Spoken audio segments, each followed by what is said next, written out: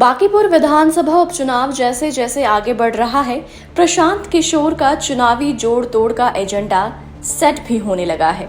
अभी तक तो मुद्दे की आड़ में चुनाव लड़ रहे थे, अब इनमें चुनावी वादों का संसार भी शामिल हो गया है। जी हाँ, चलिए जानते हैं कि समय के साथ साथ प्रशांत किशोर क्या क्या नया करते जा रहे हैं।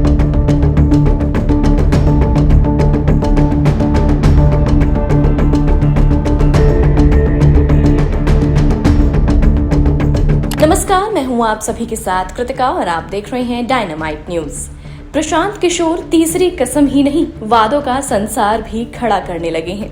मोहल्ला भ्रमण के दौरान जागरूक वोटर के पूछे जाने से ही सही पर उन्होंने 3 वादे बांकीपुर विधानसभा के वोटरों से किया।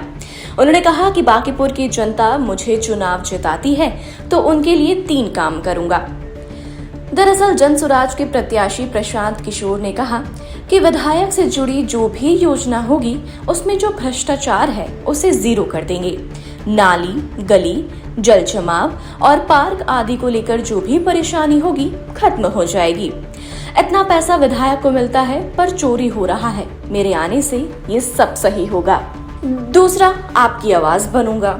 मुझे विधायक बनाएंगे तो आपको ये भरोसा होगा कि सरकार और व्यवस्था कोई अन्याय करेगा तो आपकी आवाज पटना में, सदन में, दिल्ली और देश विदेश तक उठाऊंगा। तीसरा वादा, बांकीपुर की जनता से ये मैं करना चाहूंगा कि मैं अपने आचार व्यवहार से आपको कभी शर्मिंदा नहीं होने दूंगा। अभी भी मुझसे कोई बेहतर आचार विचार वाला खड़ा हो तो आप उसे वोट कर सकते हैं। वहीं बांकीपुर विधानसभा उपचुनाव में जीत का पीछा करते प्रशांत किशोर केवल वादे ही नहीं, मुद्दे भी उठा रहे हैं। उनका पहला मुद्दा बिहार की जनता पर सम्राट का नेतृत्व थोपा जाना है। दूसरा मुद्दा है बांकीपुर की जनता का अपमान, वो ये कि कुत्ता बिल्ली भी यहाँ से जीत जाएगा। तीसरा मुद्दा, हमारे हनुमान जी का अपमान किया, झंडा लगाकर गाड़ी के आगे डांस करवाया, नीट पेपर लीक मामला और धर्मेंद्र प्रधान का इस्तीफा नहीं देना चौथा मुद्दा भी बनेगा।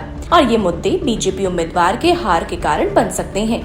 वहीं आपको बता दें कि अब ये देखना बाकी होगा कि क्या वाकई में प्रशांत किशोर इन सभी वादों और किए गए अपने चुनावी ऐलानों के बाद क्या वो ये चुनाव जीत पाते हैं या नहीं, क्योंकि ये तो आप सभी जानते हैं कि प्रशांत किशोर के द्वारा ये पहली बार होगा जब वो ऐसे चुनावी मैदान में लड़े हैं।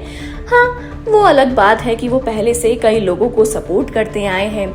एक नेता को बनाने में जिस व्यक्ति का हाथ था वो थे प्रशांत किशोर, लेकिन अब क्या वाकई में प्रशांत किशोर मंच पर सबके सामने आकर वोट लेकर ये चुनाव जीत पाएंगे? ये तो आने वाला वक्त ही बताएगा। फिलहाल आज के लिए इस वीडियो में इतना ही। और भी ऐसी स्टोरीज को देखने के लिए आप जुड़े रहिए हमारे साथ। तब तक के लिए नमस्कार।